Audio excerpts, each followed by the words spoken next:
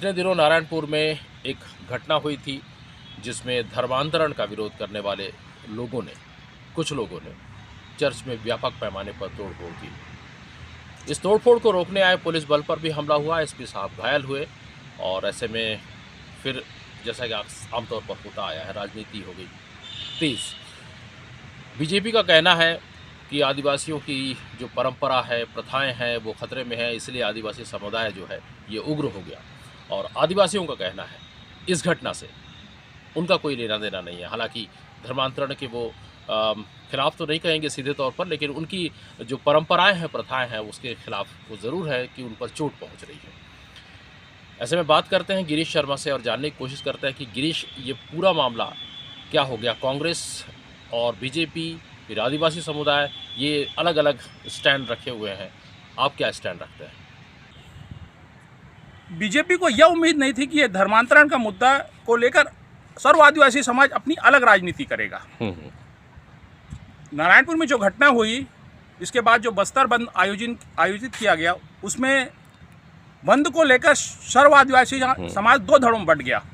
एक सर्व आदिवासी समाज का गुट बीजेपी के साथ खड़ा था और एक अलग गुट बना।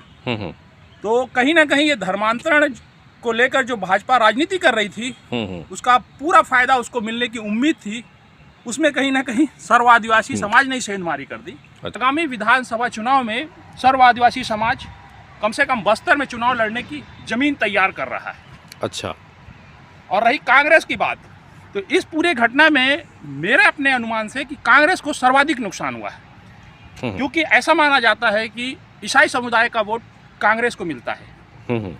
लेकिन नारायणपुर हादसा जो जिला मुख्यालय में चर्च टूटने से पहले भी काफ़ी दिनों से चल रहा था।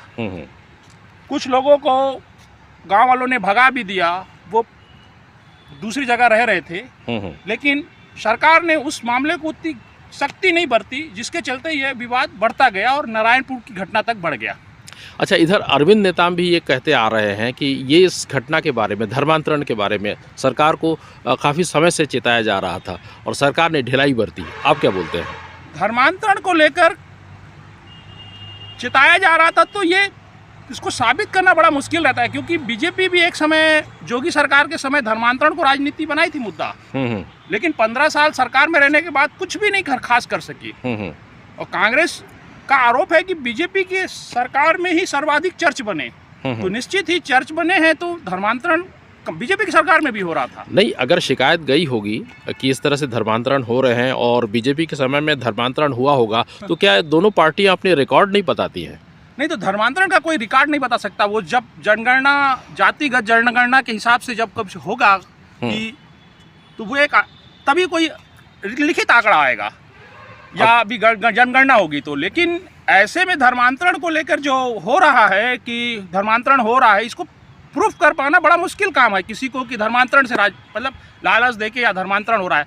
और हर आदमी को किसी भी समुदाय धर्म में जाने का अधिकार तो सरकार ने वैसे ही दिया है, कानून ने दिया हुआ है। बिल्कुल बिल्कुल। अच्छा, धर्मांतरण विरोधी ये मानते हैं कि इन्हें लालच दे रहे हैं।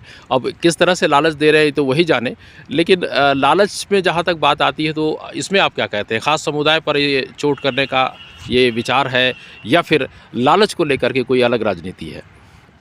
ये जो लालच को लेकर राजनीति हो रही है, इसके बारे में कोई प्रमाणित कर पाना बड़ा मुश्किल काम है अदालत में। जैसे इसका मैं एक और उदाहरण भी थोड़ा देता, जैसे नक्सली पुलिस पकड़ तो लेती है, लेकिन उसको अदालत में प्रूफ कर पाने में बड़ी समस्या आ जाती है। तो ठीक कहीं ना कहीं ये मामला भी वैसा ही है कि आप लालच से धर्मांतरण की बात कर सकते हैं, आरोप लगा सकते हैं, लेकिन उसको प्रमाणित कर पाना बड़ा मुश्किल काम है। क्योंकि आदिवासियों का जीवन स्तर तो जैसा का तैसा ही है। हाँ। अगर लालच दिया गया होता, लालच मिला होता मॉनेटरी और किसी भी ढंग से, तो जाहिर सी बात है उनके जीवन स्तर में कुछ सुधार दिखता है। हाँ, लेकिन वैसा कोई सुधार तो होता नहीं है, स्तर वही रहता है।